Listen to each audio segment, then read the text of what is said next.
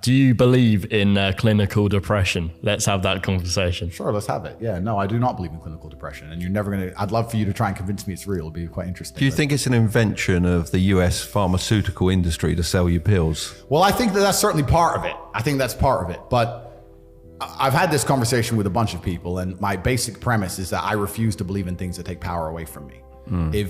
If you are in a haunted house and you believe in ghosts, you're scared of the haunted house. If you're in a haunted house and you don't believe in ghosts, you're just in a house and you don't care. So I don't like the idea when someone explains to me the idea of one day waking up and being miserable and not wanting to live anymore, and it's nothing to do with my circumstances and I have no power over it, and no matter how good my life is, I'm still gonna feel terrible and I'm gonna wanna die.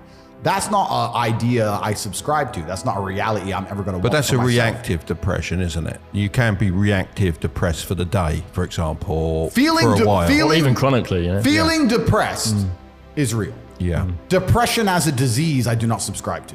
The idea, I believe, that if you feel depressed, something is depressing you, and you should try your best to fix it. You should take control of your life and do your best to fix it. The idea, but they don't say that. They don't talk that. They say depression like it's this magic thing that comes out the sky and it gets in your brain, you're sad no matter what, and there's nothing you can do about it, and you need to only take pills. And I think that's a very bad way to look at the world, and that's a bad idea to subscribe to. And if you start to feel depressed, let's say your girl leaves you and you start to feel depressed, but you believe in the idea of depression, you're now going to start diagnosing yourself as clinically depressed, self-hypnosing yourself into hypnotizing yourself into being clinically depressed. And it's amazing how you can speak things into existence. I cannot become depressed because I don't believe in it. So how about chemical imbalances in the brain? Bullshit. That's all been disproved anyway. Really? It's all been disproved. Firstly, that's all been disproved. And secondly, even if that was true, even if I had a chemical imbalance in my brain, I do not believe in depression. That's just who I am as a person. I don't believe in it. I do not believe in things that take power away from me. So, and people sit there and they try very hard to convince me it's real, which is actually quite interesting because it's always usually depressed people who sit there and try very hard to defend this idea. If you're so scared, if depression's so terrible, why are you sticking up for it? Why are you fighting so hard to convince me it's such a powerful force? Why shouldn't you be doing the opposite? Shouldn't you be listening to me? Whose team are you on? Like, do you want to be depressed? Like, it's insanity, these people who are so desperate to push this idea. Then you add in the pharmaceutical element and the fact that everyone's taking these fucking drugs, messing with their brain chemistry. It's garbage. I think that you feel depressed sometimes because you're human. So you felt depressed at times, would you say? We're all human. Yeah, because I felt depressed. I mean, I had some major, it might not sound big, but some major dental surgery done. Yeah. And it really got me down for a while. But my businesses and running those, to be honest, picked me up because it was like, I can't be like this. Get in there, do some business. Well, completely. And also, let's look at it. Let's pretend I'm completely wrong, right? We can look at situational depression like you just described. We can talk about brain imbalance and chemical imbalance. We can talk about clinical depression that you get and it's chronic and there's nothing you can do about it, whatever. Let's pretend all these things are completely true. The best option, the best thing to do is still to get up, be an adult, control your emotions, be stoic, and do the things you're supposed to do day after day. Laying in bed and doing nothing is never going to be the best option. The best option is still to go to the gym, to work hard, to run your business, to be successful. So it doesn't matter. We're talking about the different positions on the chessboard. But if the rules of the game remain the same, regardless of the position you're still trying to win, you still have to do the same things. So does it even matter at this point? If you come along and say he's depressed because of X and he's depressed because of Y and he's depressed because of Z, and the answer to all of them is still the same thing, then I don't give a fuck why you're depressed. All I know, what I will state as a matter of fact, is this world is hyper competitive, especially as a man. Most men are walking through life and they don't realize that it's constant competition. I was driving here. Even as I was driving here, I was looking out the window and I was looking at all these people just walking around. One of them had a fucking croissant. One of them was dressed like a dickhead because it's London. He thinks he fucking looks cool. Just a fucking moron. We've all seen them. Yeah, moron. Some of the dude just talking shit on the phone. Some other guy with headphones in, waiting to be fucking murdered, wouldn't even hear it coming. And all these NPCs, I'm just looking at them going, do they realize they're in endless, constant competition? Every single pound they want, someone else wants. Every single girl they want, someone else wants. There are people like me out here. I will destroy, you could get all 30 of them in a room and I will sit by myself and absolutely annihilate them in any single metric. And they're just sitting there just fucking floundering and wandering through life, unaware of how competitive the world is. Well, and whinging how unfair it is. And whinging how unfair it is. And this is my point. If the world is truly that competitive, You do not have time to be depressed because it's a non-competitive mind state.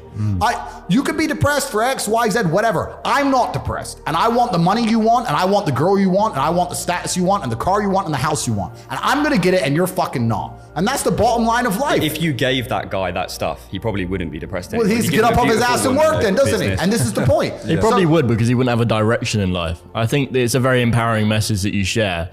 And, I think if you can fix it with pills, you can probably fix it by going to the gym and doing all of these other aspects. But pills doesn't even fix it. Pills just numbs it. Mask. It masks it. Well, it's not a holistic way to treat it, is it? Whereas what you're saying is more so. Yeah, what I'm saying is you're playing a game, and it's a competitive game, and you need to build a mindset that allows you to be ultra competitive. And if you want to sit there and say, no, I want a non-competitive mindset, then fine. You know what you call people who do not win competitions? Losers. Correct. Dad used to say when I came second, he was like, second is the first loser. It's true. Yeah. And it's just the bottom line of life. And it's kind of interesting because everyone pretends they give a fuck, but nobody does. Especially women. And I know I get attacked for women, but women truly don't give a fuck. If you ask a woman the kind of man she wants, she will never say depressed or sad. Ever. She wants a man who is ultra capable, ultra competent. I've literally had women say to me, you know why I love being around you? I'm like, what? I don't have to think. I'm like, what do you mean? Because I just turn up and we just walk in the hotel and staff do anything we want and the jet's just on the runway and we just land and I'm in this beautiful place and I don't even know where I am and I get to just turn my brain off and it's great. They want someone who is fun and spontaneous and charismatic and successful. They don't have time for sad dudes. They don't care. So the world doesn't care. The world has never given a shit about sad men. So if you're going to sit there and self-diagnose yourself as a sad man, you're going to have a shit life and nobody's ever going to give a fuck and you're going to perpetually lose forever. And that is your decision. I am so scared of being that person. The idea of that terrifies me to the point where I don't even want to accept that as a reality that can possibly exist. I don't give a shit what happens to me in my life. I don't care how bad it is. I don't care if the worst, most heinous things I can possibly imagine happen to me. I know that my sadness, my depression will be temporary because I will never stay a loser. It is against my creed. It's not in my DNA. Yeah, and I think that's the whole message of Strike It Big and what we try and put across to the younger generation. Absolutely. And this is the thing. And this is the thing about society and MSM and all this garbage and the Matrix. They try and convince you, don't worry if you're being a loser because people feel sorry for you and you'll get attention for it and you'll be okay in the end. And it's all this temporary fixes of dopamine by saying, I'm sad. Don't worry, bro. You'll be okay. But it's bullshit. They don't care long term. The world doesn't care. Nobody really cares. Chicks don't care. Business doesn't care. You are going to fail. It even happens in schools now, doesn't it? Everyone gets a prize. No, it's garbage. Of course it's garbage. Yeah. Absolutely. You've got to have winners. You've got to have losers. You have to lose to know how to win. It's true. And the natural state of man is a competitive state of man. Men have always been competing with each other. Even now, right now, we compete with each other.